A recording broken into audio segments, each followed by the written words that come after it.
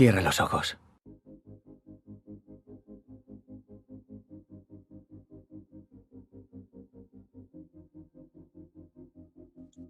How would we describe the after film, the new one? I would say it's a continuation of the story, but we've turned up the dials. I think it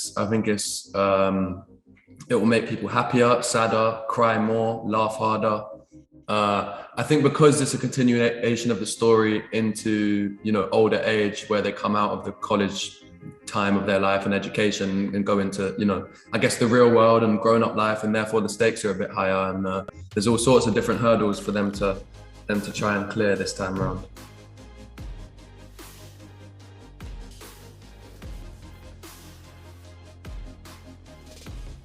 It's all a matter of opinion, probably. Yeah. Yeah, I think we've turned up the dial a little bit with the next one.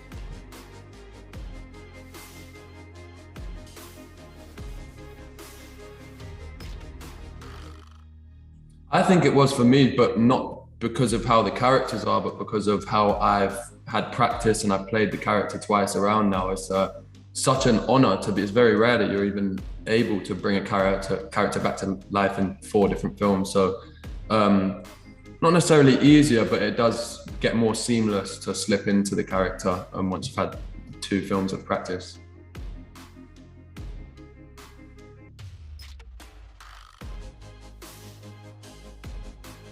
Yes. No, that was fun. That was really fun. We did karaoke. Can't remember too much of it, but I remember everyone making a fool of themselves equally, which was fun. That's what karaoke is all about, isn't it? It's just about making a fool of yourself. So that's what we did. It was really fun. I feel like it was what we needed. Doing it through lockdown obviously has its challenges. So it was really nice that production managed to organize that for us.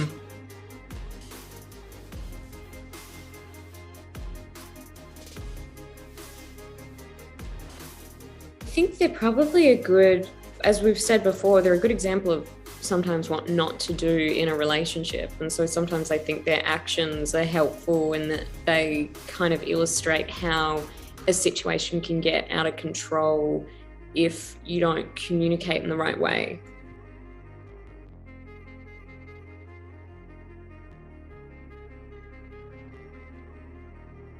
I think it was bittersweet. Because I feel very lucky that we got to finish the movies, and I feel happy that the fans have a completed story. But it's obviously sad because you've worked with these people for so long and you're finishing the film and you're coming to an end with this character and this journey that you've been on. So I think bittersweet is probably the best word to describe it.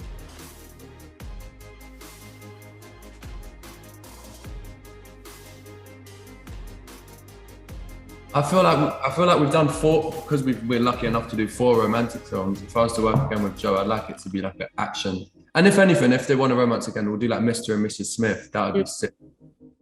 I would love to do an action movie, but I think it would also be funny if we were in a comedy and and they intentionally, you know, put us. A lot of little references to like, or like you played on the, yeah. How about an action comedy? Let's do an action comedy. Done.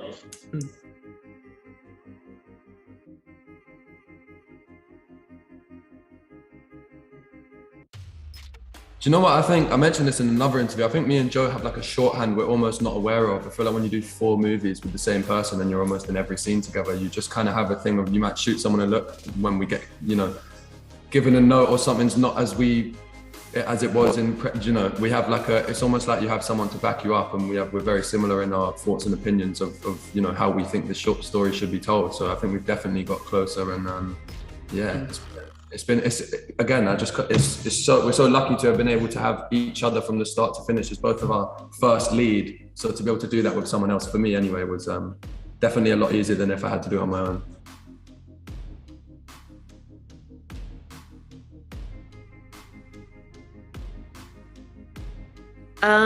Hopefully they can expect a satisfying conclusion to this story and these characters' journeys. And if they haven't seen the first 2, then maybe just an entertaining film. I think that's all you can really hope people get out of the movie, just a good time and a little bit of escapism. No confías en mí, no confías en nadie, quieres controlarlo todo.